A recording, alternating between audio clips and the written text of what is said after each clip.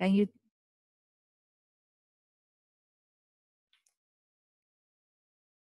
Okay, thank you, Martina. Welcome again, everyone, to this webinar on climate data and climate services for the financial sector, on challenges, opportunities, and experiences.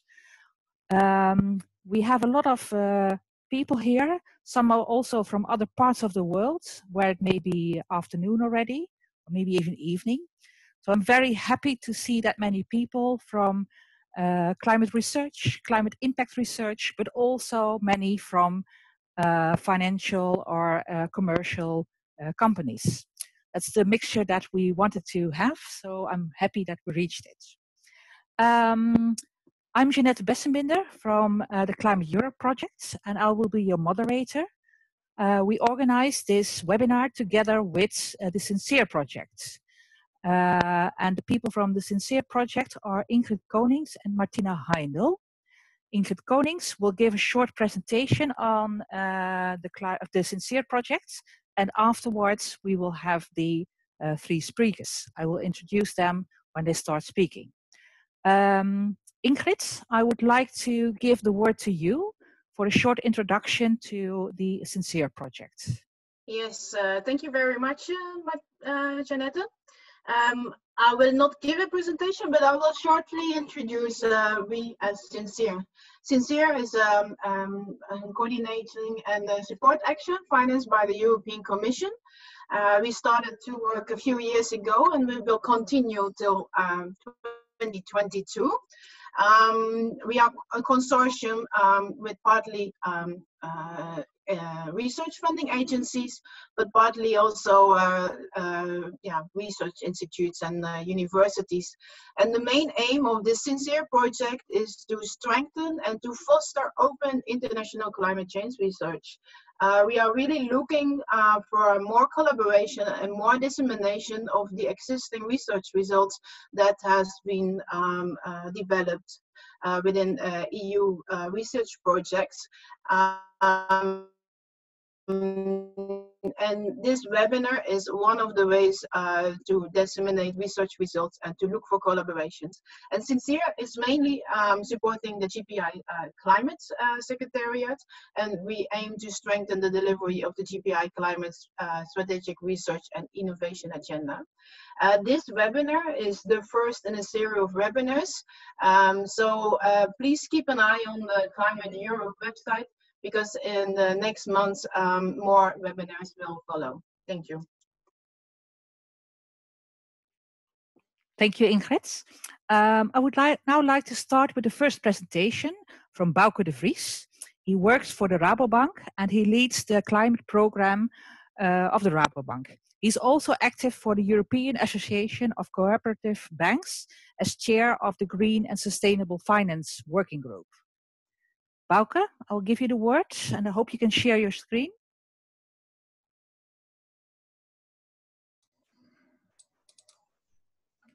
Yes, so I hope you can hear me clearly now, and you can also see the sheets.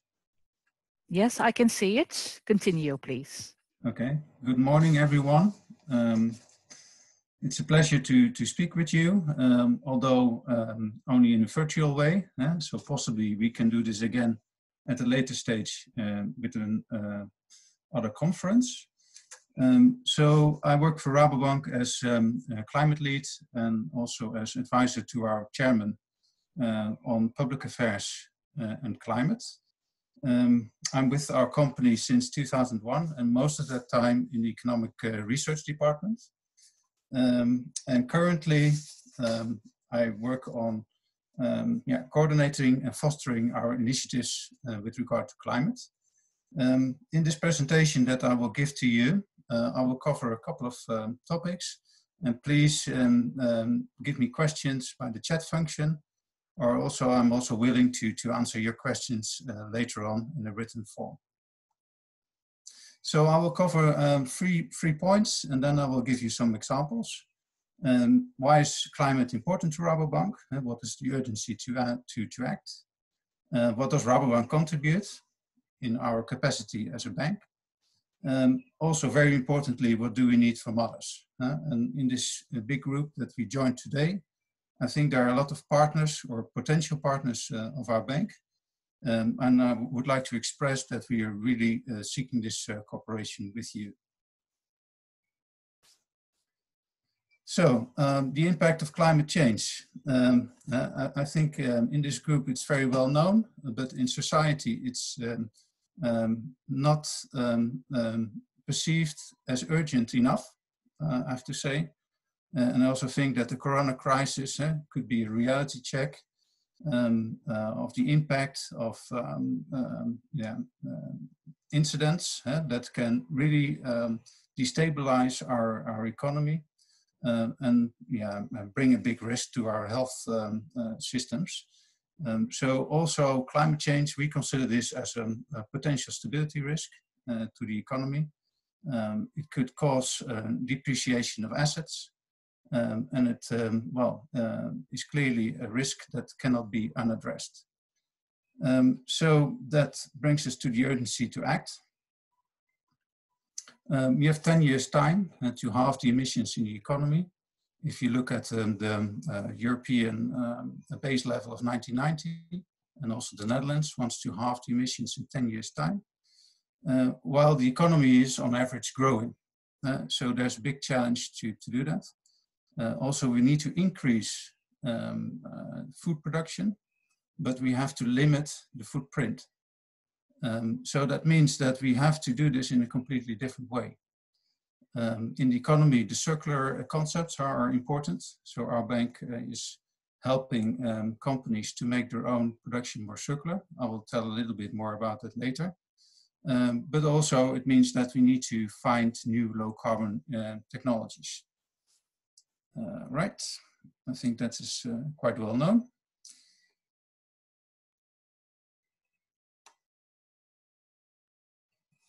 If the technology is helping me, I will get another sheet.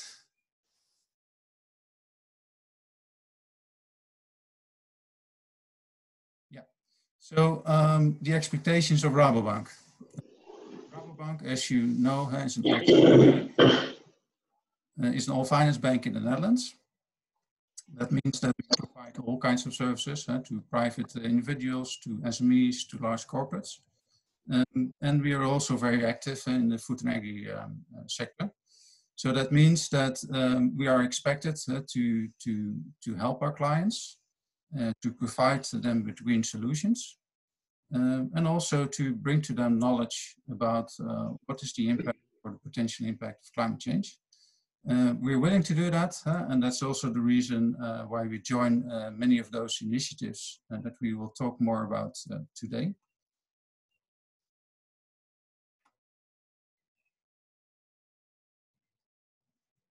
So how does Rabobank contribute? In three ways. It's with the offer of financial solutions. It's by connecting our clients to networks of knowledge networks like Cicero, like the people that we are talking with today.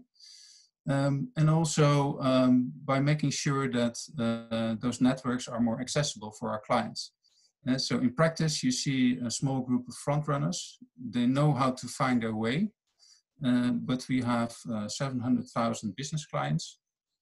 We have over 7 million private clients. And most of them are not connected yet. So that's also my role in our climate program, to make sure that the awareness is increased dramatically and that people know that there are solutions to challenges and that they start engaging with us and also with science to find those solutions. So our commitment is to assess the climate risks in the economy and also in our portfolio. This is also something that our supervisor is really keen on verifying. The second thing is that we will show our own footprint, our carbon footprint, and we will show the footprint of our clients. So I have to explain that a little bit more. So Rabobank has signed to the Dutch climate agreement. And the commitment of our bank and also of the complete financial sector is to disclose a carbon footprint starting off next year. And we will do that for the next decades. And this footprint has to illustrate if we are, as an economy, on track to reduce the CO2 emissions. Clearly, a bank cannot force a client to change their production or to reduce carbon, but obviously we can help monitor if this reduction is taking place, and we can enable clients to take measures to reduce their footprint. So that's a responsibility and a commitment that we feel. And I also already talked a little bit about those green products and solutions. I will illustrate that in a later sheet. So the Rabobank program, just in brief, we have 8 initiatives. And the first one is the carbon footprint, as I explained. We will use the platform Carbon Accounting Financials, PCAF. It's a Dutch initiative, but it's now also being implemented more widely, amongst others in the US, to help the markets with definitions on what kind of emissions and what kind of definitions we use, and also to translate this into language which is understandable for financial institutions. So that's a definition part. The second element is the climate reporting initiative. And there we implement the TCFD recommendations. TCFD is installed by the Financial Stability Board. It's the task force for climate-related financial disclosures. A lot of acronyms. But importantly, it has been chaired by Michael Bloomberg. And it will be the framework, the set of recommendations that everyone is going to implement. And we also see, for example, that European legislation is going to implement the TCFD recommendations. In particular, this is the non-financial risk directive and the new sets of disclosure regulations that are underway. Then third initiative briefly, and we have a little time, so I'll spend just a little time on each topic, is how to embed climate risk in our risk modeling and in our stress testing. And this is really a game changer, I think, because we will see by implementing stress tests, what can be the order of magnitude of impacts. And our risk colleagues, we have a team of people working on this, already did some stress testing on water stress scenarios and on carbon tax scenarios. And quite a bit of that is also public because our central bank has asked us to cooperate with those stress tests. And another part is not yet public, but we are in the end of this year, we will publish a report together with the Dutch Central Bank and other financial institutions in the Netherlands, which is a sharing and learning report. What have we learned so far from trying to apply those methods? I mentioned stress testing. The other element is to incorporate climate risk in risk models, and this is incredibly difficult. So we are in a learning curve because those risk models are always backwards looking, using data of the past. And one thing is for sure, you cannot do that now. So we try to incorporate more forward-looking data. And obviously this scientific group is also a group that we engage with to try to translate climate data into meaningful PDs and LGDs, probabilities of risk and losses when a risk occurs. And that's the language that bankers use when making their risk models. Then the initiative on climate engagement. This is looks like just one category, but in reality it means how do we engage in everything that we do with our clients on climate? What kind of solutions do we offer to them? And also how do we make sure that they are better informed about the options that they have. CO2 pricing, this initiative by our chairman, Wiebe Dreyer, who's sponsor of it. And Rabobank believes that in the end of the day, one of the best solutions is to try to price in the effects of carbon into the market. And CO2 pricing systems, the ETS, in Europe is one of the ways to do that. And we believe that this ETS should be broadened, and also that we should try to capture all economic activities and make sure that every activity that's causing an emission is paying a price for that emission, which is a realistic price. And we are sure that today we're not there yet, but in a couple of years we will move towards a situation where this is the case. And Rabobank is making scenarios together with pension funds and other banks. What does a certain CO2 price mean for our economy and for our bank?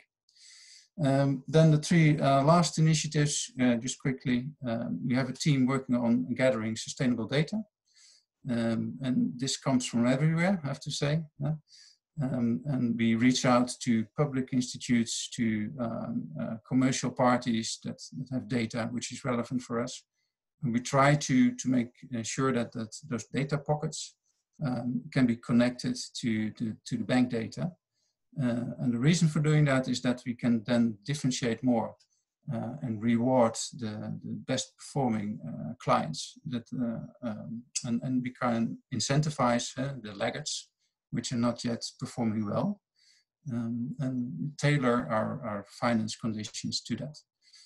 It's also needed to be able to report. So I mentioned the reporting initiatives. Without data, there's nothing to report. So clearly, the importance of this team cannot be understated. And a colleague of mine from the economic department is leading in this team. Then communications and advocacy. Communications is what we're doing today, reaching out to you, but also informing our own employees and informing our own clients about what is happening. Advocacy is more the legislation part, and we should be sure that a lot of these changes will also be initiated by legislation and supervision. So we consider it our ambition to be one step ahead of legislation changes, and also to help the legislator to make good working legislation for climate. And the same goes for supervision. We're in a cooperation mode there. So I'll speed up a little bit to remain in my time slot. What do we need from others? We need awareness and willingness to act. We need data. We need harmonized criteria and harmonized methods. And I already said we need good legislation and supervision. The products, since we are in a big group, I would like to suggest to this group, if you have a specific interest, do not hesitate to pop the question, and we can see if we can cover that example. Otherwise, I can answer your question later on. But some examples are here. Every private client, we offer them an opportunity to do a home scan. So an advisor will come to your house and tell you how can you improve the energy efficiency of your house. The conclusions from that report can be used for specific investments to do this, and then the bank will help finance those investments. We give reductions on green mortgages, incentivizing to do this, and then we also train our own advisors if they get questions. Private clients, we are going to change the default for our investment funds. That means that all the funds that Rabobank is offering will get a higher minimum level of sustainability. So we do this work together with BlackRock, by the way. We offer various kinds of investment funds to our clients, but all of them need to have that minimum level of sustainability. Otherwise, we will not invite them to offer their products to our clients. So I think it's a strong intervention to raise the bar across the board, and we will continue to do that for the next years. And on the corporate examples, we engage with industry, we give some workshops, there are green loans incentivizing those kinds of investments. I should move on more quickly.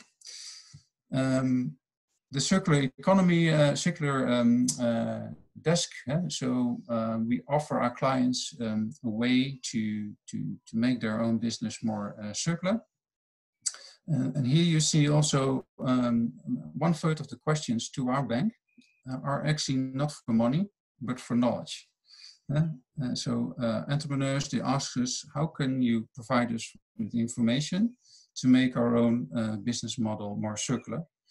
Then 1/4 is looking for network opportunities, and indeed nearly 3/4 asks for finance. And it adds up to more than 100% because clients have various needs. So it's a combination of the 3 functions of the bank. We already financed more than 100 million euros on circular economy initiatives.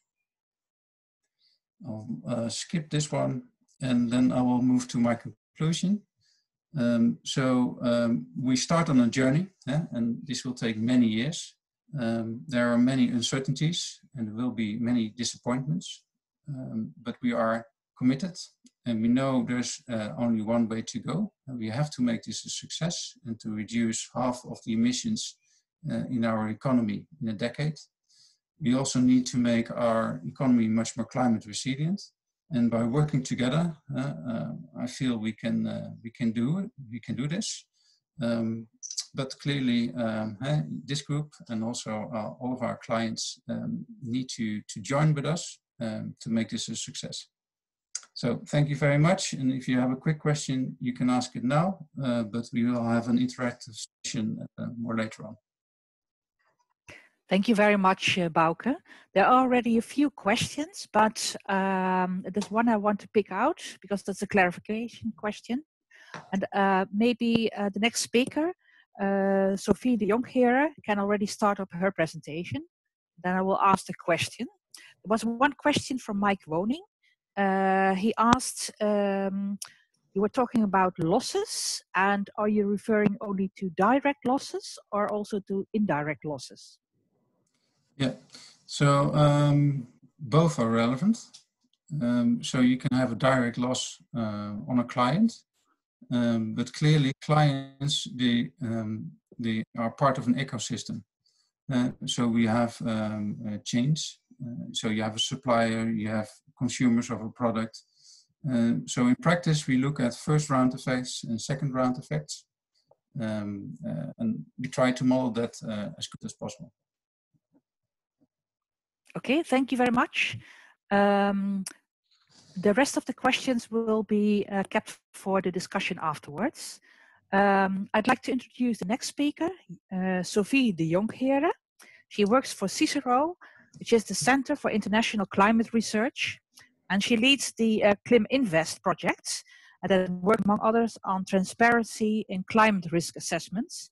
I think this also refers to one of the points that Bouke indicated, the harmonization. And she also gives second opinions for the Green Bonds framework.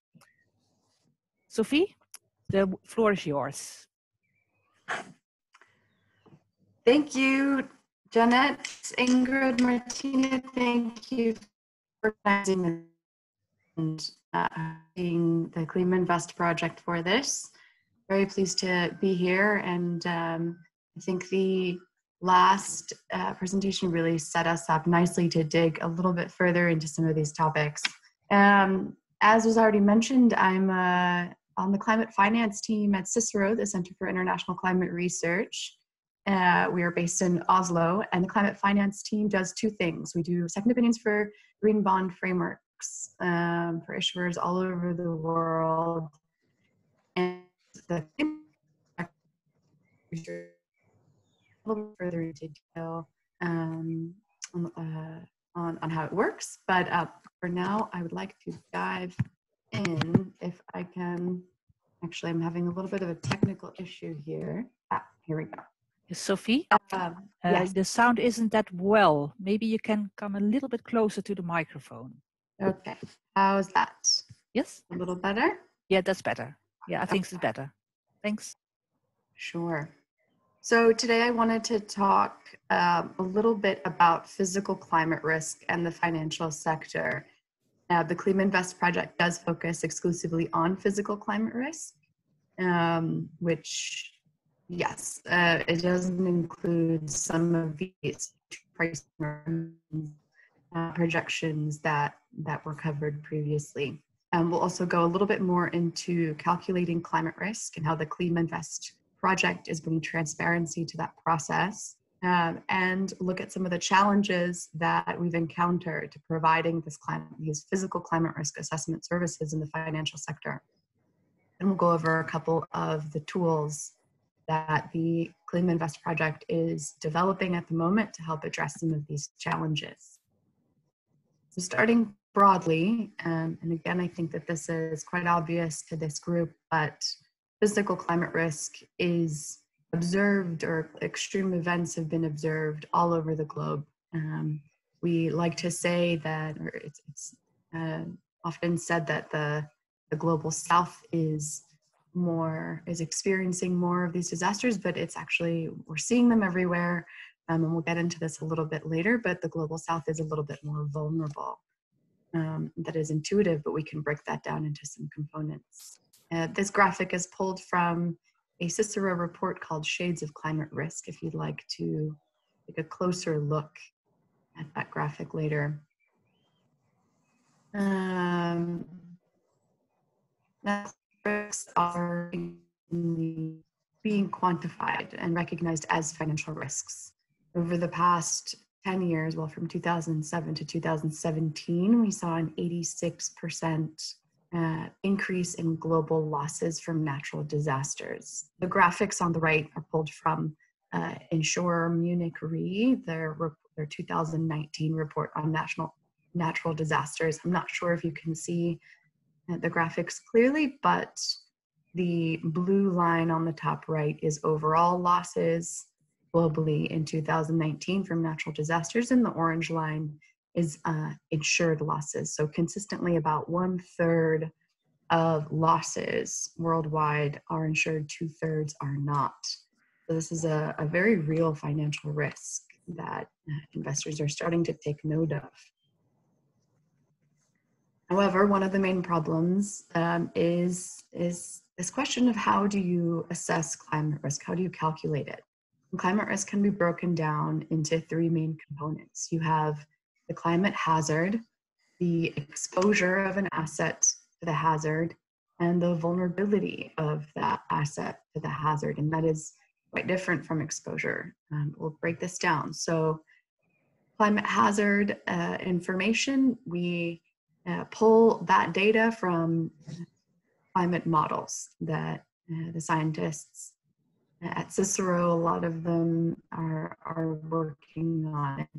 Through that, we can visualize it and take a look at how these climate hazards impact different regions of the world at different times, at different frequency or intensity, and that is exposure. And that is the most common approach that you see, but then the vulnerability aspect is where it really gets interesting and a little tricky when it comes to climate risk assessment, because two assets sitting side by side on a street, let's say two buildings in a town on a street, can be equally exposed to a climate hazard, such as flooding, but the vulnerability will determine whether or not that asset is impacted.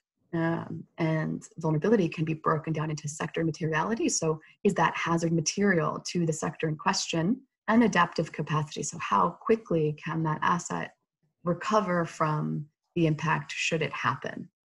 Now, SASB breaks down the potential impact into four groups. So the hazard can impact asset value, revenue, operation costs, or financing costs. And we can get into that a little bit more in a bit. But TCFD has already been introduced, and this graphic or this chart is pulled from the 2018 report, which is already a little bit out of date now, but we are 4 years into implementation of the TCFD recommendations. And as you can see from this graphic, we're starting to see increased disclosure, but we're lagging a bit in strategy and risk management. Specifically, figuring out how to disclose the resilience of corporate financial strategies and integrating climate resilience into risk management strategies. That is where Climinvest saw an opportunity to do some research and develop some tools. So a lot of service providers now, we're lucky to have Acclimatise here today to present their approach. There's a lot of service providers offering tools to help financial sector actors assess physical climate risk. But a lot of times the methodologies vary and there isn't always a lot of transparency behind these tools. And I think that raises some concerns among climate scientists at Cicero in particular, because there's a lot of scientific uncertainties that may or may not be accurately represented. And on the investor side, I've heard concerns that, you know, they don't want to make investment decisions based on information when they don't understand what assumptions are made. So the Climinvest project really is trying to bridge that gap and shed some light on how climate risk assessment is done, what happens in that black box, and what are some of the considerations that are made, some of the assumptions that are made in these tools. We also hope to provide some support for financial sector actors that are responding to the TCFD recommendations and disclosing a physical climate risk. This is an overview of the Climinvest project.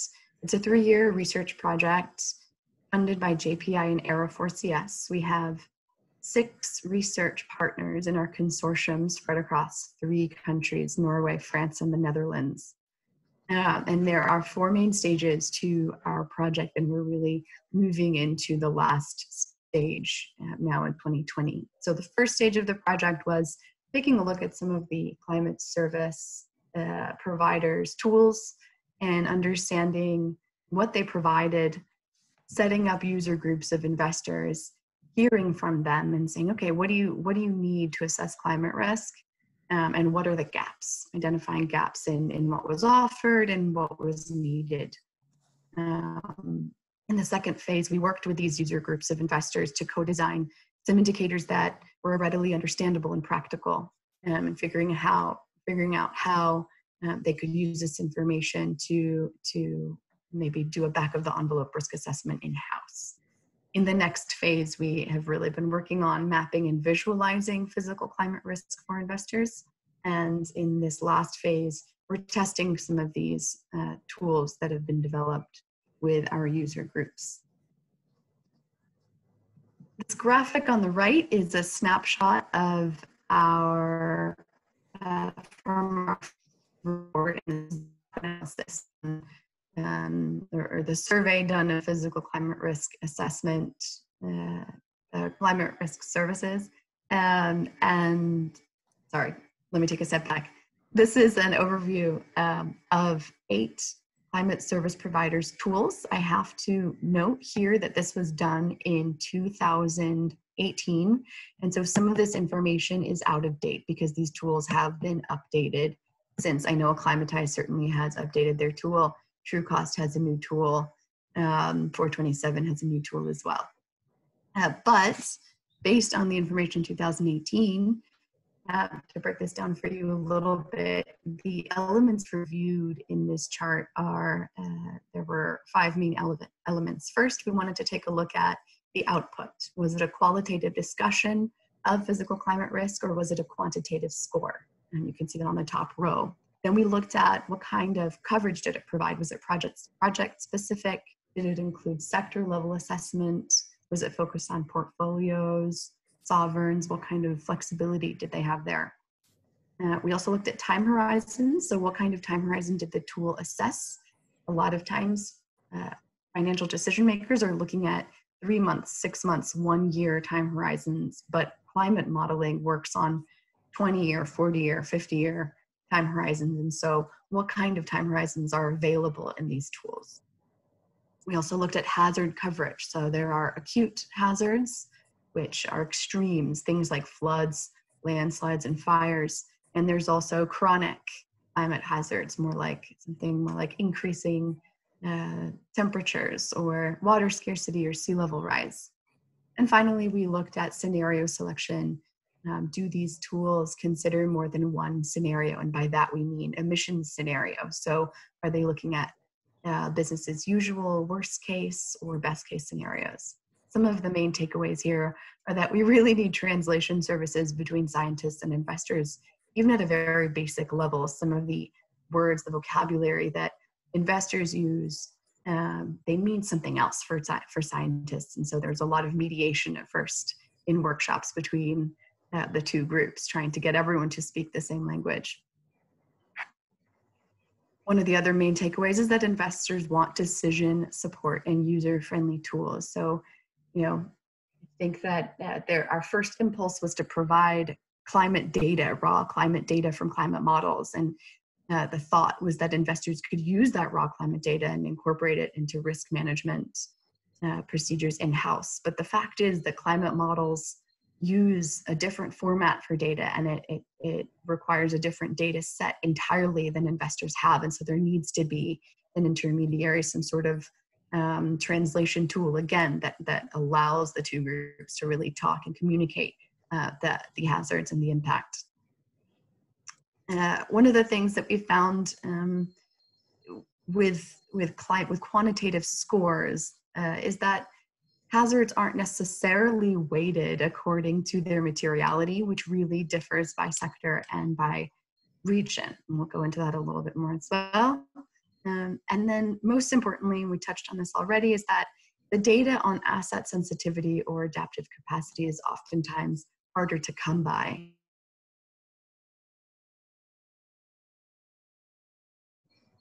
Now in phase 2, which is last year of the project, we, as I mentioned, started developing some indicators that we believed were useful for investors. Now, I just want to note that there are hundreds of indicators that are used by climate scientists to describe these different hazards available. And these are just some selected in tandem with an investor group to try to demonstrate how climate science works, right? What can be done. This isn't comprehensive.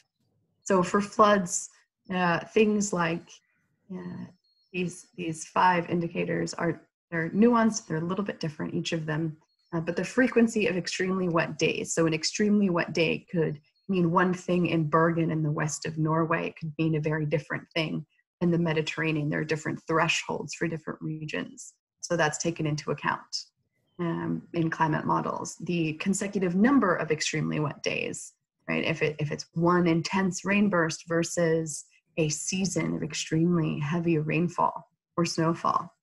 And the maximum daily rainfall over 5 days.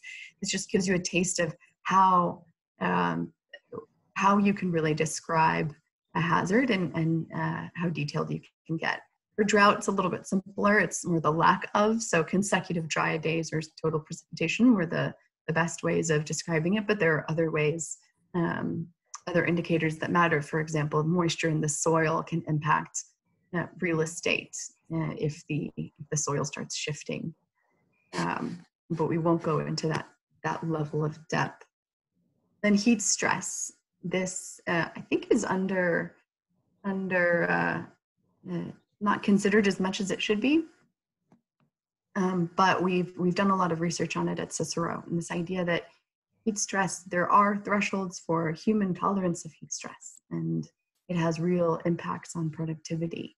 So some of the ways you can describe it: average temperature in the summer, but also the magnitude and the duration of the heat wave, as well as, for example, here the cooling degree days. That's the amount of, and don't quote me on this because I'm not a scientist, but cooling degree days is the number of days that it takes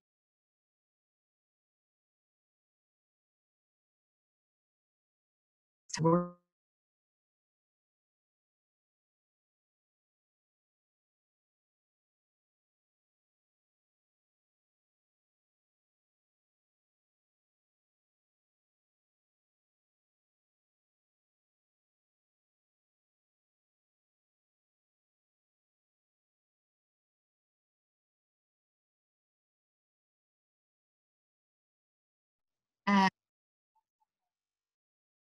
and a future scenario from 2030 to 2050.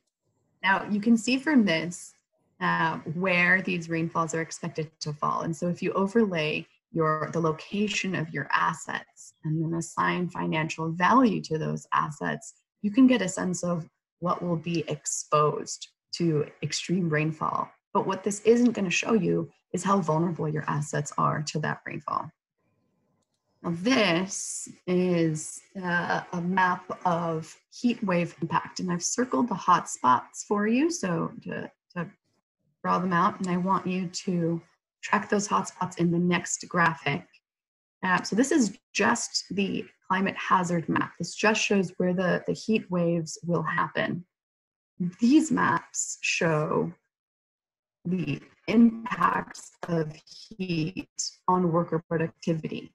And this is one of the climate indicators that are included in the Climinvest project and visualized in our fact sheets, which I can make available when they're ready in a couple months. But these maps, if you look at the top row, RCP 2.6, that shows the best case scenario, and RCP 8.5 shows the worst case scenario. And you can see that if I flip back, the hotspot in North America doesn't really intensify the way the hotspots in Africa or South America do. And the reasons for that are that a lot of the times in North America, the work is not as outdoors oriented. So there's more agriculture. What I'm trying to say is there's more agriculture in Latin America or in Africa that's more agriculturally intensive economies, and they also have less equipment, less air conditioning or support to make working conditions more tolerable than you would have in North America. So in effect, you can see with these maps that the areas in South America and Africa are more vulnerable, and in Asia are more vulnerable to heat stress than we are in North America or in Europe. Sophie, sorry to interrupt you. Yeah. Do you need a lot more time? Because I would like to have some time left for discussions also. Yes, I will run through these quickly. All right, so this is a quick look at an impact chain. It's a tool that we developed in the Climinvest project led by Carbon 4, where you can break down the climate hazard in the far left column and track it to a financial impact for investors. So you can see that the intense rainstorm that we looked at earlier, if you look at the impacts for agriculture and transportation, agriculture and transportation are impacted, but energy less so. Now, some of the factors that we look at for asset sensitivity include construction materials and design. So is it designed to withstand that hazard in particular? The land use around the asset, for example, in flooding, non-porous material can really affect or increase the chances of flooding. The age of the asset, pipes, water pipes, for example, can corrode over time.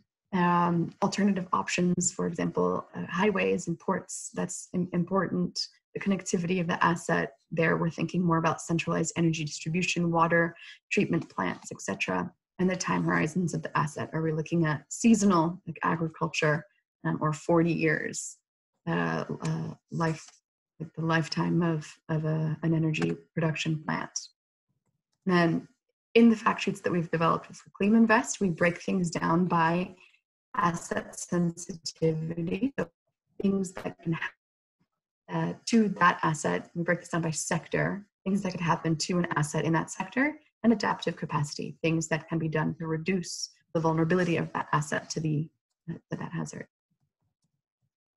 Quick case study, the Rhine River is an 800-mile commercial artery from Rotterdam to Switzerland, and because of shrinking alpine glaciers and severe drought, there was a the river level was halved in 2019, which caused a lot of financial stress on trade in the region because of delayed shipments, investments in shallow water barges, storage costs, etc. And a quick overview of the tools that we're developing that will be finalized this year and available by September. There will be an ArcGIS website where investors are invited to toggle between the climate indicators that we've reviewed. You can get a real sense of exposure in Europe. And we use the worst case scenario for emissions to demonstrate real potential impacts.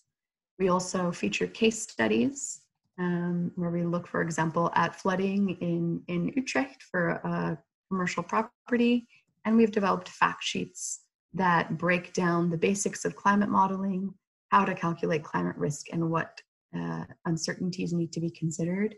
And then sector or hazard specific briefs on drought, flood, and heat stress that include a detailed breakdown of sector-specific impacts and asset sensitivity and adaptive capacity.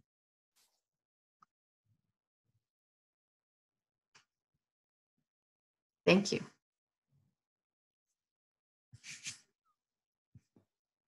Thank you, Sophie.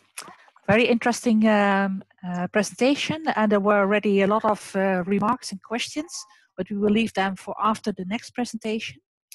I'd like to give the word to our last speaker, Robin Hamaker-Taylor.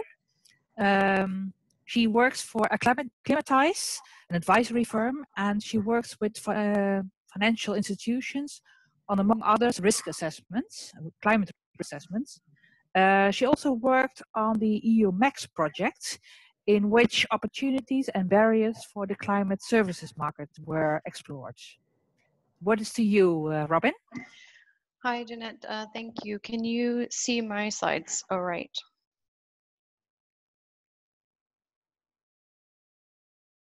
Sorry, what did you say? I said, can you see my slides? Yeah, but I also see your notes. Okay, great. Let me stop. Yeah. Give me a second. Sorry. Yeah. Apologies. We did work on this before. Maybe Martina can help, or otherwise we can show your presentation.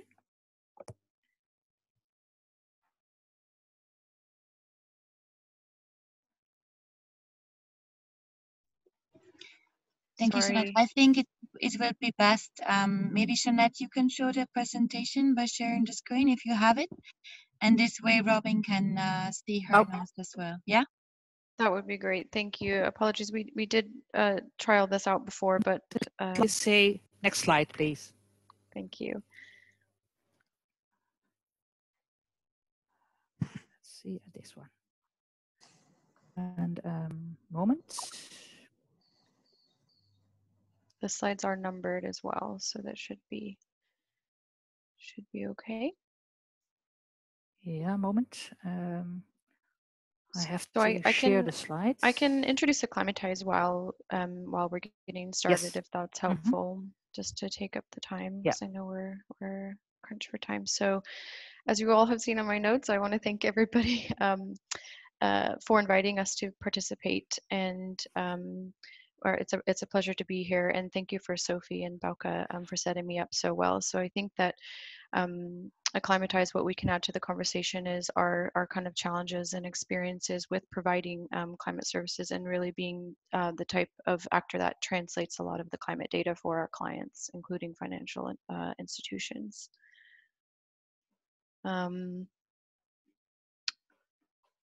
See, you're sharing now. I hope you can see the screen now. I can. Thank you. Yes, okay. Okay. And you can see my video now, just of me as well.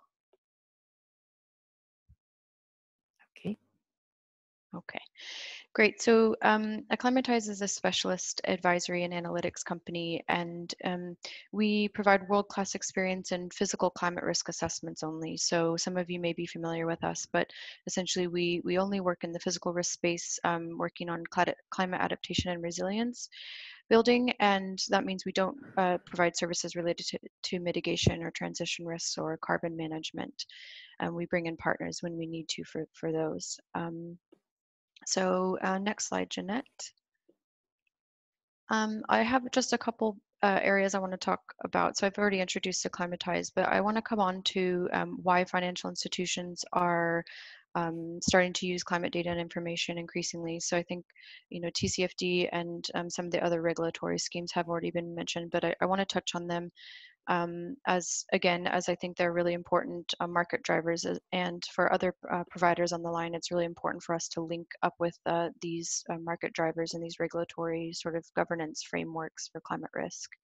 And so I'll give you a flavor of how that's unfolding as well as that.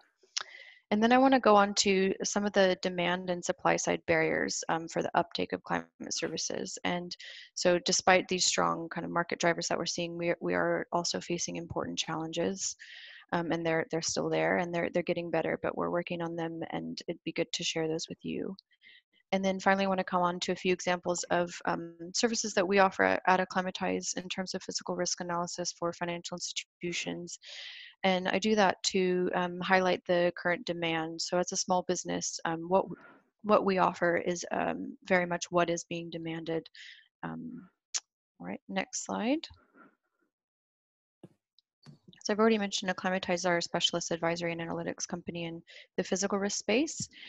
So the icons here show the different categories that we work in under the adaptation umbrella, but essentially our expertise is in climate risk assessment, and we work closely with the climate scientists and modelers to map and model physical climate risks and translating that.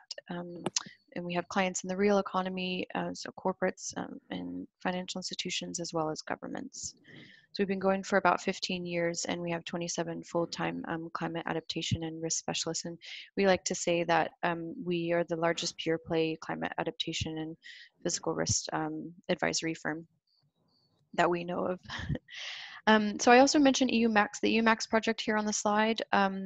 I managed Acclimatise's participation in that project. It was a 2-year Horizon 2020 project from 2016 to 2018. And a section of that project was tasked with understanding the climate service demand on the financial services sector. So in 2016, that was actually just ramping up. In 2017, we saw the advent of TCFD. And so that project kind of unfolded at the same time that the demand for climate services were really growing in the financial services sector. So I'm going to bring in some of the insights that I talk about are from that project as well. Okay, next slide, please. Okay, next slide again. So on to the motivations.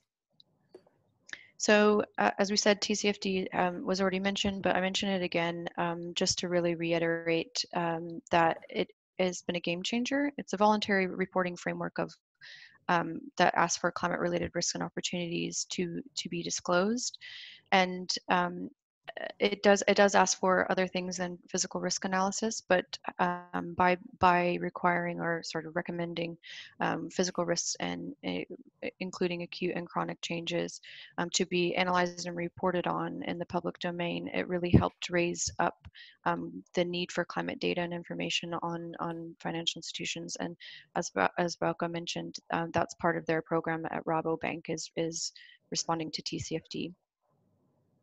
And so now, as it stands, there are over, as of February, I think 2020 this year, there's over 1,000 organizations that support TCFD, and that doesn't mean that everybody's actively reporting, but has a very high uptake, and those organizations represent a market capitalization of over 12 trillion. So it's the large firms also taking this up. And the TCFD recommendations are now widely recognized as the authoritative guidance on the reporting of financially material climate-related information. So a lot of us will probably be familiar, but if you're not, it's very important to understand that, yeah, this is an important driver. Next slide. Please, thank you. So the TCFD has also helped motivate regulators and put climate risk analysis on the agenda of regulators and central banks across many jurisdictions. So this new network of central banks and financial supervisors has formed. It's the NGFS, the Network for Greening the Financial System.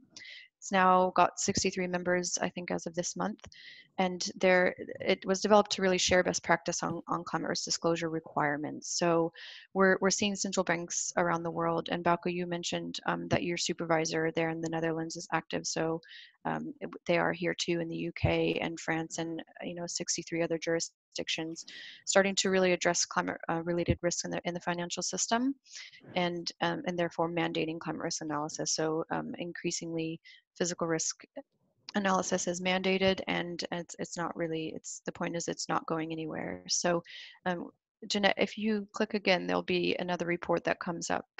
Right, so a key example is a Bank of England's climate stress test. It was consulted on earlier this year, and it's due to be issued this summer. And it asks banks and insurers in the UK to comprehensively analyze their portfolios against a set of both physical and transition risk parameters. And as the Bank of England has said itself, this exercise will require new analytics and approaches by these financial institutions to address their requests. And increasingly, if firms were not already acting on TCFD and doing physical risk analysis under that framework, they will be under this framework. Now, there is some question on whether or not coronavirus will delay the issuance of this stress test exercise in England, but that's up for debate. And the Bank of England have said that they will make a decision on that later down the line. So it hasn't yet been delayed. Okay, so that's all for the motivations. There's a lot more going on at the EU level. You're probably familiar, I think Bouke, you mentioned as well, the implementation of the EU Sustainable Action Plan. But I want to come on now to Janet, next slide, please. Some various challenges that we see in the use and provision of climate services for banks and investors. So next slide. So I've divided these into issues with the demand for physical risk analysis and climate data and information, the supply of it, and then also the use. So I won't go through all of these, but I'll pick up on some of them. On the demand side, a persistent challenge we see is lack of bandwidth to take on additional analysis. So Rabobank, you have a very comprehensive climate program, and that includes climate risk analysis, but a lot of firms, their climate risk analysis may only stretch as far as transition-related analysis. So we do a kind of a fair amount of awareness raising about the need for physical risk analysis, and often we see just competing bandwidth or other risks that are competing for the capacity to take on physical risk analysis as well. So that's a key one. And I think I mentioned coronavirus in the slide. I think from our experience, certainly we've seen kind of an all hands on deck for the credit risk modelers within banks, at least, kind of having to shift focus and doing a lot of sort of pandemic modeling at the moment. And so some of our projects have actually been delayed. So there's always a competition, and before coronavirus, there were Brexit issues and things like that. So it's always a competition for capacity. And then in terms of the supply, this is maybe what a lot of us on the call are interested in hearing about, and there are many, and it's hard to kind of go into them without, I could probably do a whole presentation on this, but I think, Sophie, you also picked up on this too. And Bouke, you did as well, actually. The point is that portals and studies are not designed for financial risk assessment, so the outputs are often in different terminology and metrics than banks use. And so, an example of that, a high-level example, is that studies in the agricultural sector may it is a very well studied sector in terms of climate impacts, but the studies will be designed to assess climate change impacts on things like food security rather than metrics that banks can easily use and plug into their credit risk models. And a lot of times the academics that produce these studies were never really intending for them to be used in the finance sector. So it's a lot of kind of gaps, and each sector will have its own kind of gaps as well. And so it's a lot of sort of translation between that. And then in terms of the data portal outputs, hazard data there's a lot of hazard data that's available around the world. We see great coverage, but the outputs are often not in terms of that financial sectors can use, financial sector actors can use. You know, a key example is things like return periods, and there's quite a bit of translation work that's needed to get that back into things like probability of default. And then on the use side, what we know, once we've got adequate demand and we're able to bridge those gaps that we see, there are still other gaps on the use side. And a really key one is there's not often asset level information. So Sophie, you mentioned things like adaptive capacity and information on that. That's a very important gap. But also even just asset level information in terms of location and sort of quality of the asset. And that is getting better, and there are proprietary data sets that you can buy, but there are always gaps in them, and certain sectors and geographies may not be covered, and often they'll cover publicly listed assets, leaving private equity out. And so there's a lot of work that we need to do with banks and investors to help them gather in a more systematic way information on where their physical assets are located. Okay, so next slide. So finally, I want to come on to a few examples of what we offer at Acclimatise in terms of physical risk analysis, as I said, and I'm doing this to highlight the current demand. And so, as I mentioned before, as a small business, we only really offer what is being demanded of our clients, and our tools and services have kind of evolved with client demand. So, Sophie, the report that you mentioned, you're right to flag that our tools have very much evolved and changed since 2018, which is only a couple of years ago. But yeah, we are constantly evolving what we offer to what people are asking. So next slide. So we have developed a suite of analytical tools and services that help really bridge the gap between the climate science and financial institution risk assessment methods.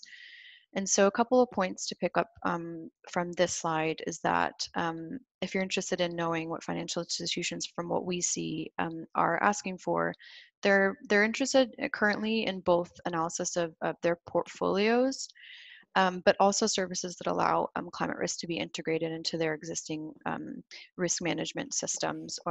So more at the asset level or security selection level. But the financial portfolio information is typically, that's the approach that we start with because firms are starting to do and starting to be asked by regulators as well as the TCFD framework to do the analysis at the portfolio level. But we do see some demand for firms that want help to really integrate the climate science into their decision making in a systematic way. Another point to highlight here is that we're seeing demand for both qualitative and quantitative assessments. So our heat mapping there on the slide, we have it as semi-quantitative. It is qualitative in some manner in that it puts out risk scores rather than financial metrics. But the point is that we're seeing a demand for both, and there's kind of this inclination at first that financial institutions want to get straight into numbers due to the nature of the folks within those organizations working on this type of analysis. But we do recommend, and we are often seeing increasingly a demand for a semi-quantitative assessment before moving on to a deep dive analysis. So that is to say, our set of tools really draw on what we see as good practice and risk assessment to offer a broad and shallow assessment first, the heat mapping, before moving to particular areas of concern and doing kind of a deep dive, more comprehensive analysis of some of those hotspots. So I'll talk you through. I'm just conscious of time. Just a couple slides on the heat mapping approach, and I want to touch briefly on the deep dive analysis as well in my last few minutes. So next slide, please. With the heat mapping approach, we take sectors and geographies that our clients hold loans and investments in, and we map these onto sector vulnerability indicators, and our tool has 126 subsectors that are covered at present. They're mapped against 8 subsector vulnerability indicators, and these indicators are they aim to capture the range of channels through which climate hazards can affect investment performance. They're proprietary, but they're based on expert judgment, but they're rooted in our sort of 15 years of experience of analyzing physical climate risks. So they're not listed here, but they're things like reliance on natural resources, need for secure energy supply, reliance on climate-sensitive supplies, things like reliance on labor health and productivity, for example. So each vulnerability indicator is related to relevant climate variables and climate hazards. So we cover chronic changes and acute hazards in line with TCFD recommendations.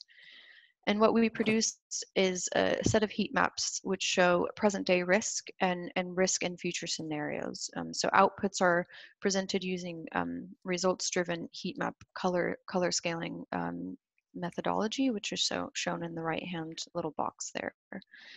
And the heat map output provides insight into total portfolio exposure and identifies portfolio segments for further deep dive analysis. So I want to just share, next slide, please, an overview of the type of climate variables and hazards that we pull from. We try and have a very comprehensive approach to the amount of information that we're pulling from using multiple climate models.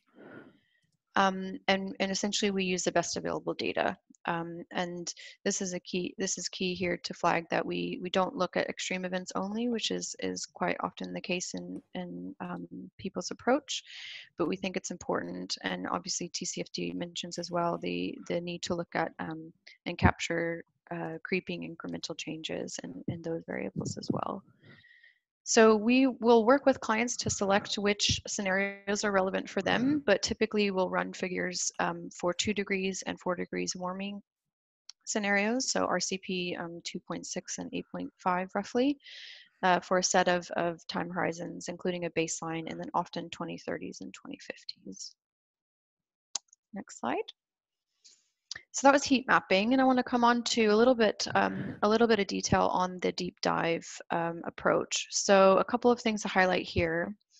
Financial institutions want to understand both economy-wide impacts and in their clients' value chains. Sorry, if you click ahead, Jeanette. Not sure what happened. There we go. So I just highlight a couple of the examples here. We can actually, our toolkit does look at the metrics and the impacts across all of these different asset classes, but I just want to highlight a couple of them here. So for company value chain impacts, for corporate loans, public equity and private equity asset classes, we look at direct damage, and we can look at indirect damage through supply chain disruption, for example. And if you click again, Jeanette, another one should come up.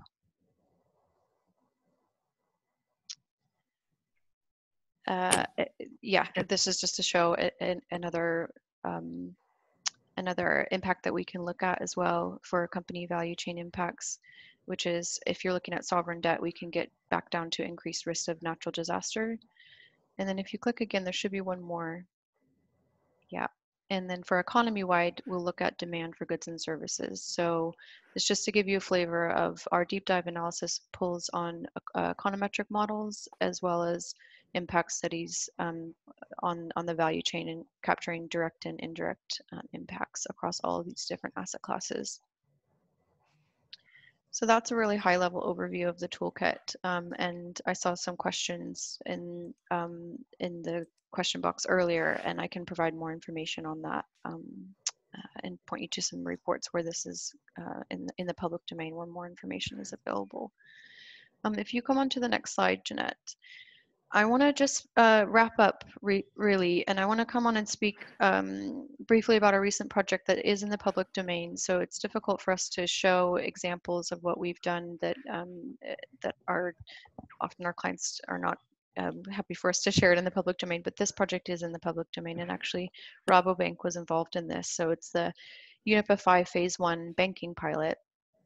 And it was a commercial banks got together under the UNIPFI banking group and wanted to pilot the TCFD recommendations. So they procured us to develop a scenario-based approach for estimating climate change impacts on loan bank portfolios. And really what we're doing here is helping them evaluate the links between climate and credit risks. And so the phase 1 had 16 commercial banks, and phase 2 is actually ongoing right now, and there will be some outputs from there to iterate this methodology. It is obviously a pilot methodology, or was. And so phase 2 outputs will be available later this year.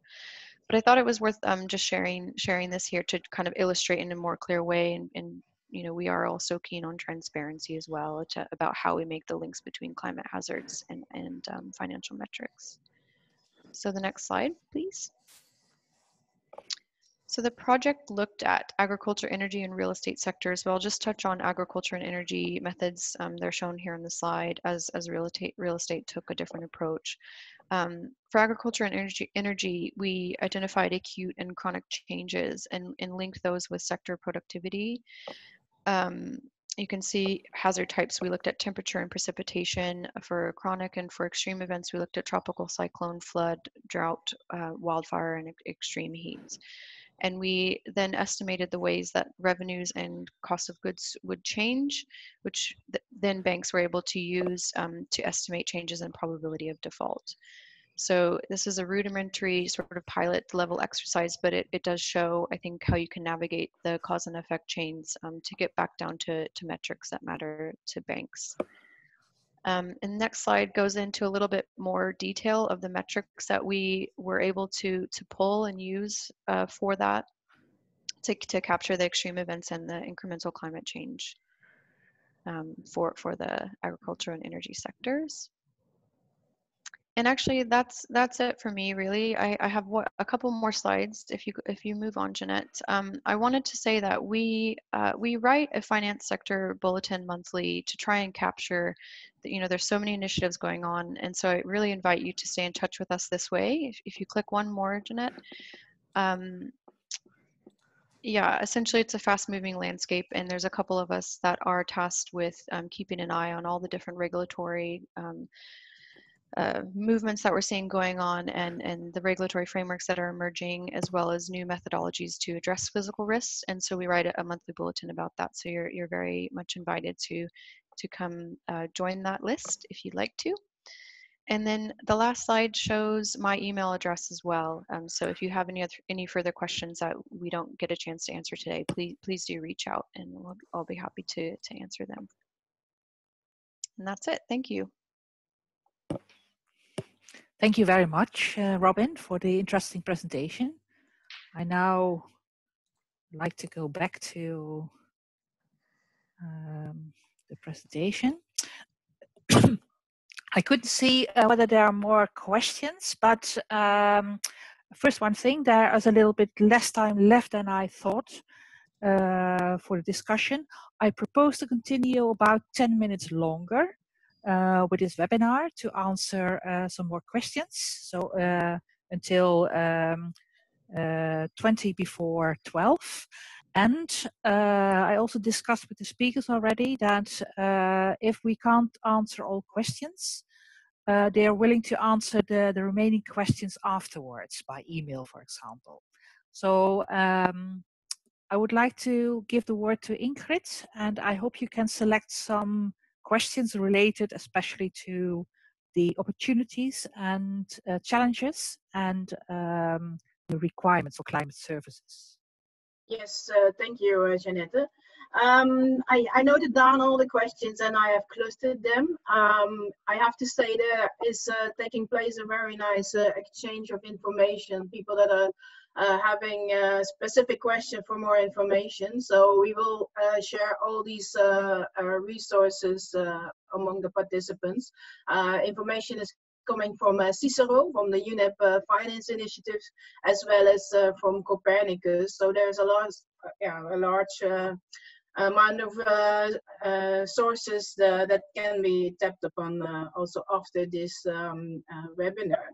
But The first question that I would like to raise is coming from Roger Street and is mainly asked to Bouke from Rabobank.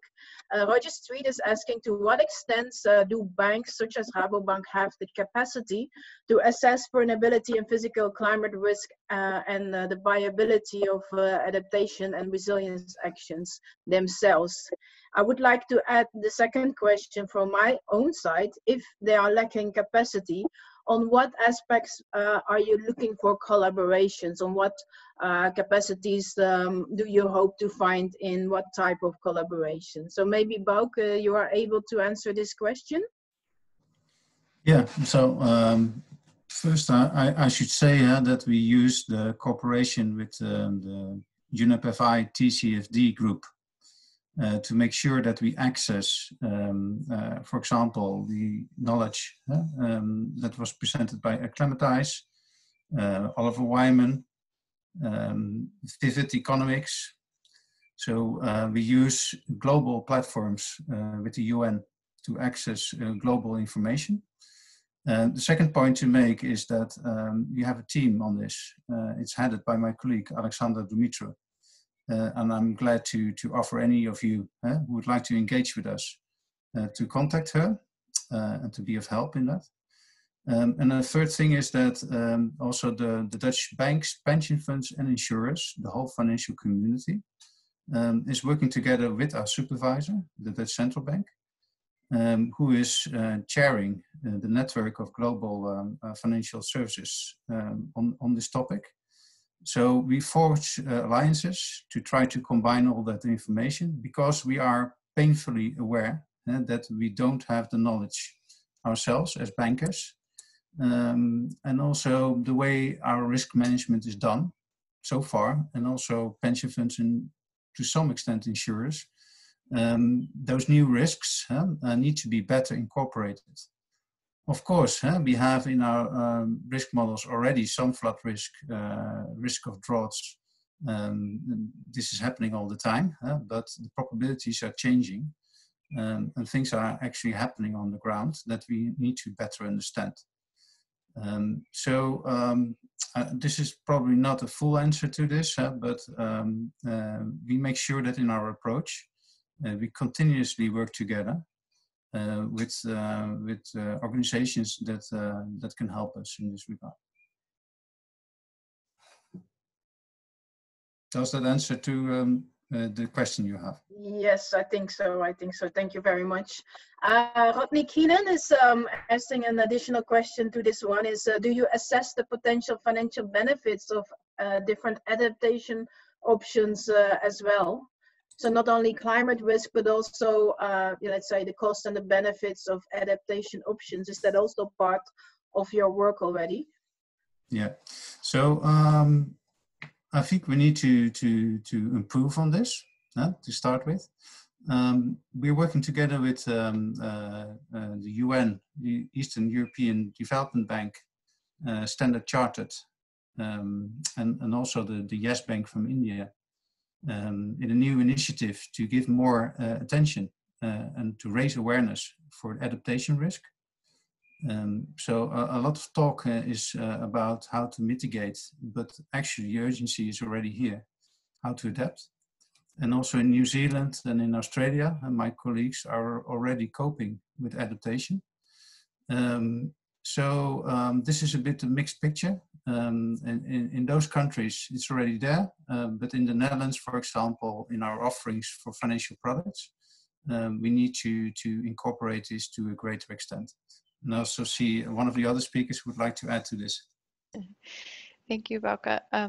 If I may just come in on the opportunities, well, we would call this climate-related opportunities associated with physical risk. So that's not meant to mean opportunities in an opportunistic way, but it's a positive thing really, is how banks can really help their clients adapt and fund the adaptation that they need to carry on with their business.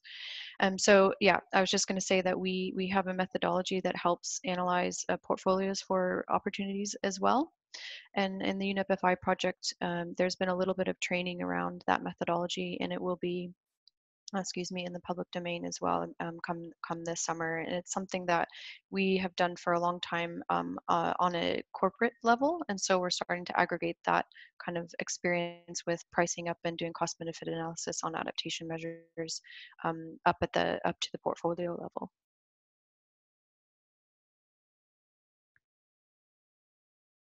Yes, thank you very much.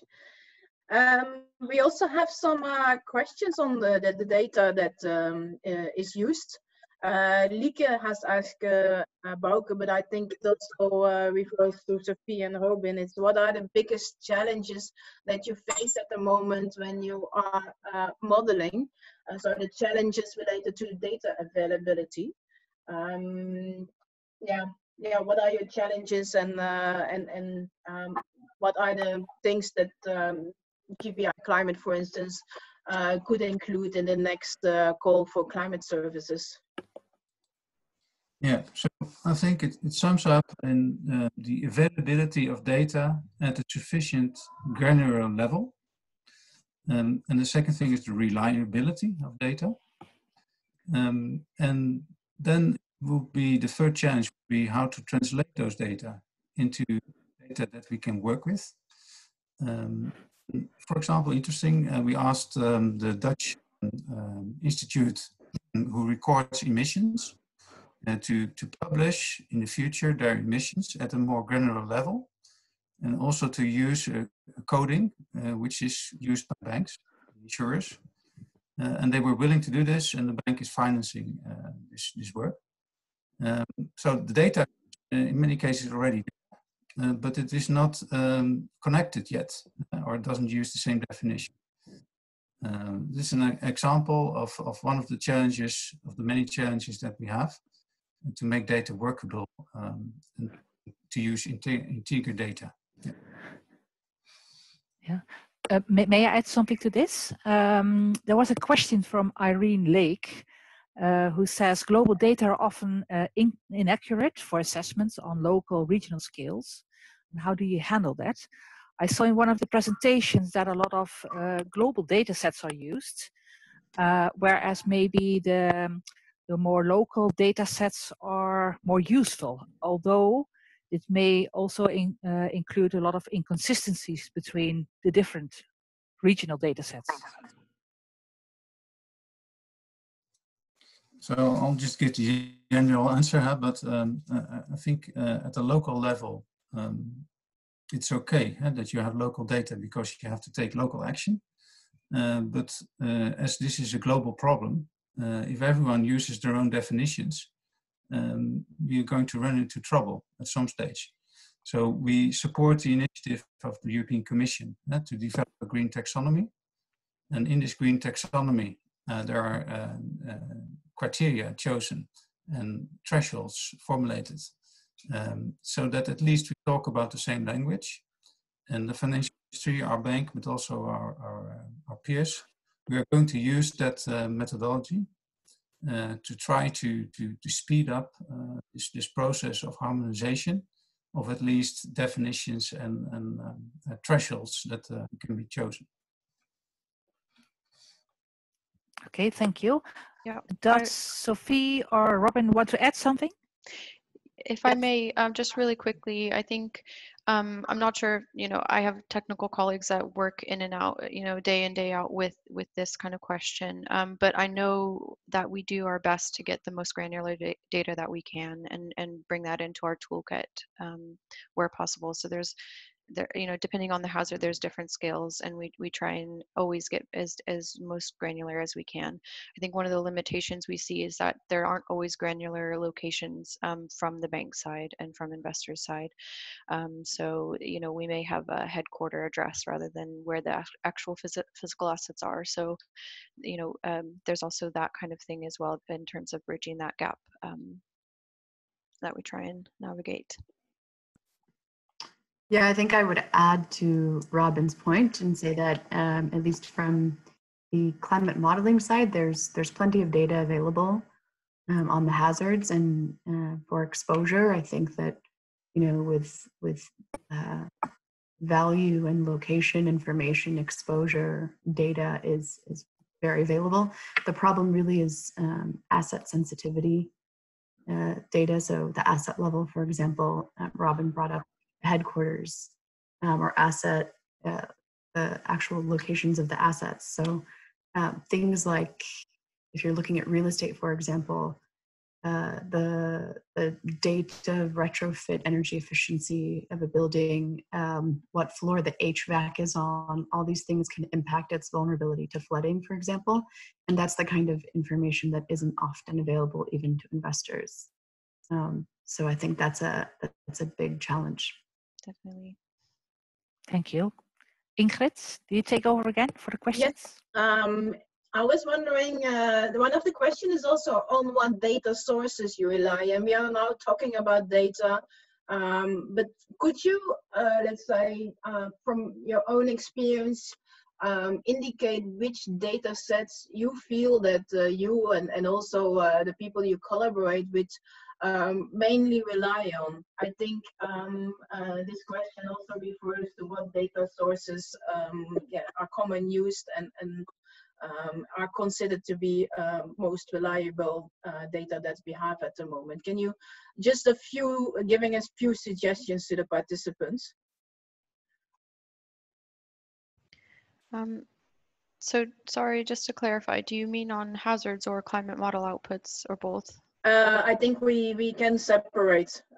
So if you have some suggestions for data for climate risk, that is the question that has been raised, but also on other advice that you have on data sources. I think the participants are happy to hear about it. Yeah, so in the Unipify phase 2 that's ongoing right now, there a lot of that work is iterating the methodology, but it's building capacity around understanding the wide range of portals and information out there in terms of hazard data, and then also understanding how there are also more downstream tools and services like the ones I was talking about that Acclimatise offers, so heat mapping or deep dive analysis or analytical tools from Acclimatise 427 Carbon 4. And so I'm just thinking of this chapter that we're writing that has a whole kind of very comprehensive table that shows lots and lots of different hazard data. I will actually, so what I'm thinking is that when that gets published, that will probably be very helpful. And I saw earlier there was a question specifically on wildfire, but I will flag, I'm just looking at that table right now. I can't share it yet, I'm sorry, but since we have KNMI folks on the line, Climate Explorer, KNMI Climate Explorer, if you want to get hazard data, it's something that we use at Acclimatise all of the time. It's very comprehensive in its coverage, so I'd recommend that. Let me get the name of it. The Global Facility for Disaster Reduction and Recovery, so GFDRR, Think Hazard tool is very good as well. And then the UNEP UNISDR Global Risk Data Platform, GRID platform, that also has comprehensive coverage of a lot of hazards, and we use that as well often. So that's what I'll throw into the ring.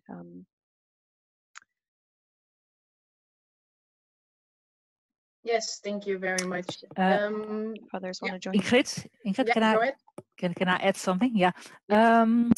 Robin just mentioned a few platforms that can be used. There's also, of course, the Copernicus Climate Data Store, and there's the Climate for Impact portal. I was wondering whether, you as speakers are aware of these platforms also. But I think that probably Robin and probably also Sophie are aware of it. But Bouke, are you also aware of these platforms? Yeah, so I answered some of the questions offline in the chat, but I'm aware of those platforms. And as I mentioned, we have a team that is responsible to make sure that we use the information. So I gladly refer people that have a question to this to the lead team, and I'll be willing to help with that. Okay, thank you. And Ingrid, sorry if I interrupt also, but I saw another question that really interests me also. do you have a good overview of the European research landscape for climate research and climate impact research? And is that useful? What is the type of research that's done? So first I would like to make a comment. I think that it is essential that we do not only connect those initiatives, but that we also make sure that financial institutions are able to absorb the information. And I see that as one of the key issues right now. Mm-hmm. There's a lot of data, there's a lot of knowledge, but there is not enough capacity to absorb it. And it lacks also structure. So that's also why consultancies perform a good role to help translate things, but more is needed. So if you provide any service to financial institution, make sure that you also organize how the information can be absorbed and can be used.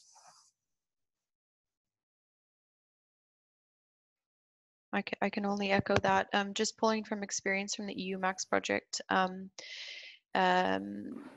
Essentially, that project was tasked at looking at how why and how Copernicus data can be used, and we see lots and lots of portal proliferation, and it's great to see that data, but it is just about really getting into the metrics that banks want to hear about to hook on to what they're doing. And they're very much, Bouke, want to use the data, but it's about, linking in with them in the clear way. So it's about understanding the user perspective, really. And that was one of our main conclusions from EU Max, is getting really familiar with that before you kind of assume what people want.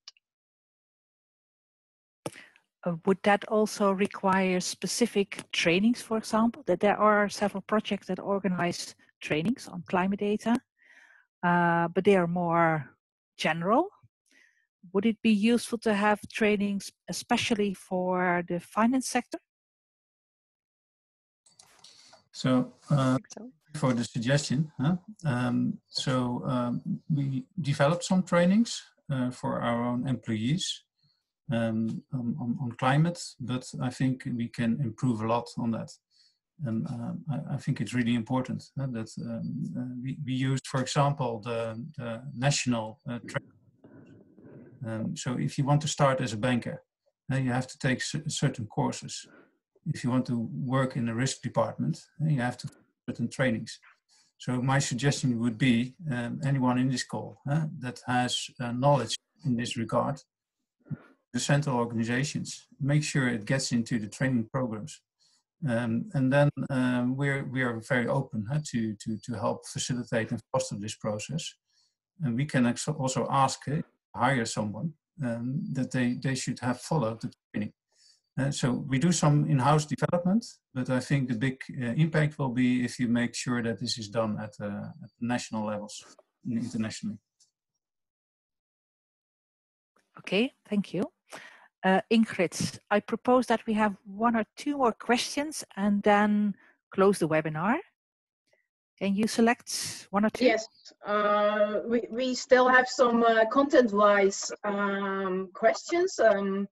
Maybe to finalize the discussion, we can go into the aspect of uncertainty here, because that is typically something for climate risks.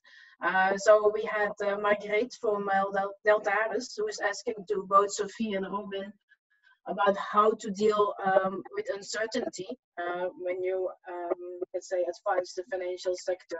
Uncertainty because of lack of data, but also uncertainty related to the modeling itself. Can you give some advice and suggestions on how you deal with that when working with the financial sector? Sure. So I will also state that, as Sophie mentioned, I relate to you in that I'm not a climate scientist, and so I don't manipulate the data as much in a day in, day out way that my colleagues do. So I'll be very honest about that. But I know that our tools, when they pull from the 15 climate models or 40 climate models, if they pull from a number of climate models, they will do statistical analysis that helps understand how much the models agree. So I know that their uncertainty is addressed in that way, but I probably will have to defer back to my colleagues if you want a more detailed answer, and I apologize for that. Yeah, I will echo what Robin said. We are developing a climate modeling 101 brief that goes into these uncertainties. And as Robin said, there's over 50 climate models that are based on observational data and calculations that simulate the climate processes in the world, and then they're projected out to the future for scenarios. And those scenarios in the short term have greater uncertainties just because the statistical distribution of, for example, extreme events, it's just harder to, I'm sure the scientists would get a little upset with this, but it's harder to predict exactly when an extreme event is going to fall in the short term. And by short term, I mean anywhere from 1 year to 10 years. And so there's greater certainty from 20 years out. I do think that one note that's very interesting is on scenarios. There are 4 representative concentration pathways for the future, right? And it's basically just like, or not averages, but averages of potential future scenarios that we could follow, for trajectories that we could follow for emissions. And the worst case scenario is RCP 8.5. And I think that is often used as business as usual. And I can circulate this paper because it's public already, but some of our climate scientists put together a paper challenging that assumption and pointing out that actually to get to RCP 8.5, we would have to redouble coal use and really try to emit more than we are, make a concerted effort to do that. And so that is not the most likely scenario. It's important to point out that the current RCP graph that we see doesn't include probability. It just includes plausible scenarios. So as of this year and forward, there will be new scenarios published called the SSPs. Robin, do you know what that stands for again? The socio. I'm not sure. No, but I know what you're talking about. Essentially the RCPs will need to be iterated, and yeah, they are going to be shortly. There we go. Shared socioeconomic pathways. Thank you, Bouke. You. So those are coming out, and that includes this paper that Glenn Peters, he's a wonderful climate scientist at Cicero that is very, very public facing and can express these things very intuitively. There's a paper where he shows plausibility as well as probability using the shared socioeconomic pathways. I can circulate that after the webinar. Yeah, Thank you very much. We've picked up on that, Sophie, and we stopped calling it business as usual. Essentially, it's an extreme and worst case scenario now in our language. So really good paper. I recommend it. Thank you all. Ingrid, is there one more very short question, or shall we stop? It's almost 11:45. Yeah, I think the question that have been raised. So I propose that we answer them after the webinar, that we make a webinar report and share it among the participants. I think we answered the main key questions that are interesting for all participants for the time being. Yeah. Okay, thank you. Then I'd like to close the webinar. I first want to thank all the speakers for their very interesting presentations and answering the questions. And I also want to thank Ingrid and Martina for their support, the technical support, and also the support during the webinar. A few practical things. The recording will be made available later on. I do not know exactly how much time it takes, but at least a week, I guess. The presentations I can send to all the participants probably within a few days. And the speakers also agreed on answering the remaining questions.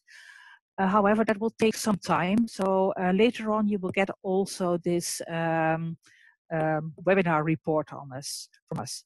Thank you all, and have a good day. And I hope you all stay safe and healthy too. Thank you very much. Thank you. Bye-bye. Thank you. Goodbye.